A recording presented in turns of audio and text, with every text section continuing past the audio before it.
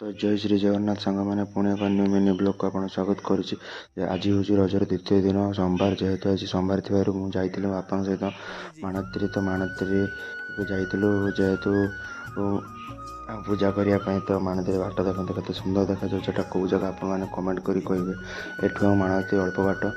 तो माणत्री पहुँचा अल्प किसी बाट थाए तेज माणत्री आम पहुँचीगलु। माणत्री पहुँचा पर देखते केत बढ़िया केते लोक दुकान आगे अच्छा। माणत्री भितर मंदिर भितर आम प्रवेश करूँ तो मंदिर बाबा कखरेश्वर बाबा मंदिर को आम प्रवेश करने गलु।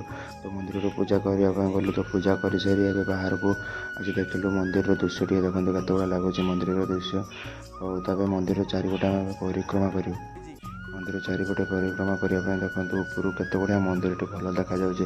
तो मंदिर डाहाण पटर एक पोखरी अच्छी से पोखरी आप मनस्कामना पूर्ण है से बुड़ लगे था।